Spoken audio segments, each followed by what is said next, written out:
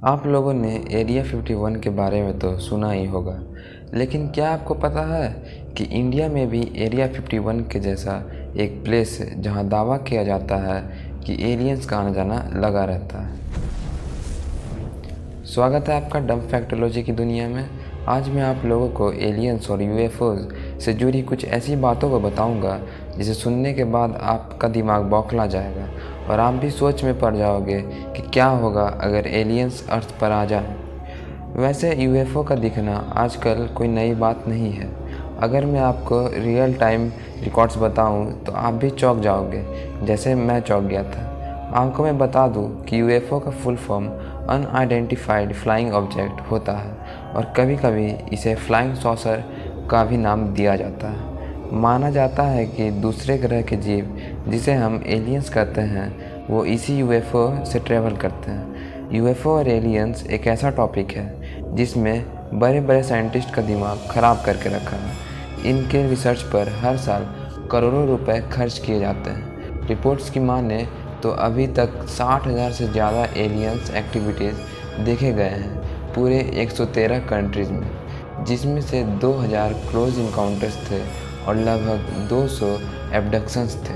Abduction मतलब अपहरण, यानी कि एलियंस ने अभी तक 200 लोगों का अपहरण किया है अकॉर्डिंग टू रिपोर्ट्स। चलिए आपको मैं एलियन से जुड़ी एक सच्ची घटना बताता हूँ जो कि इंडिया में हुआ था, हमारे भारत में। यह बात है 27 सितंबर 2004 की, जब इसरो के 5 साइंटिस्ट का एक ग्रुप हिमाचल प्रदेश में चंद्रताल एरिया के समुद्र टापू में रिसर्च करने के लिए निकले थे। सुबह 6:45 पर उनका ग्रुप टेंट छोड़कर रिसर्च के लिए जाने के लिए तैयार था। उसी समय एक साइंटिस्ट ने चिल्लाया, सर देखिए, स्नोमैन हमारी तरफ आ रहा है। अनिल कुलकर्णी एक सीनियर इसरो के साइंटिस्ट थे। उन्होंने देखा कि एक रोबोट जो कि ज़मीन से कुछ फीट की ऊंचाई से उड़ता हुआ उनकी टेंट की ओर आ रहा था।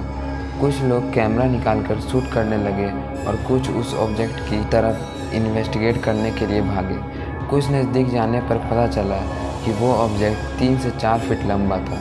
उसकी सर सिलेंड्रिकल शेप का था, उसका पेट बलून टाइप था, उसके बस 2 पैर नज़र आ रहे थे। जब वो ऑब्जेक्ट ग्रुप से 50 मीटर की दूरी पर पहुंचा, तब वह रुककर उन्हें देखने लगा। उसके बाद वह ऑब्जेक्ट सीधा उड़कर टेंट के चारों तरफ करीब 5 मिनट तक मंडराते रहा। इस बीच उसका कलर कभी वाइट तो कभी ब्लैक चेंज हो रहा था।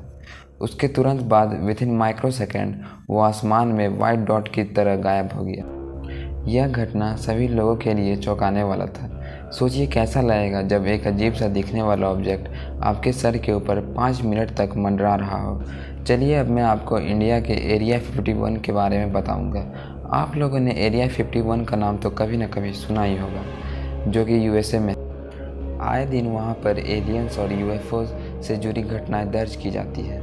ठीक उसी तरह इंडिया में भी ऐसा ही एक प्लेस है जिसका नाम है कोंका ला पास। यह एक डिस्प्यूटेड इंडियन चाइना बॉर्डर है लद्दाख में। 1962 में इंडियन और चाइनीज़ आर्मीज़ के बीच में इसी जगह बहुत बड़ी जंग लड़ी गई थी।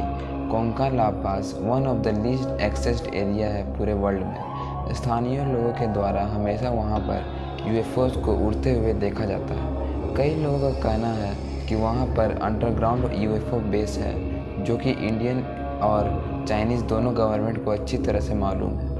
उस रीजन में हमेशा अजीब तरह की लाइट्स निकलते हुए देखा जाता है।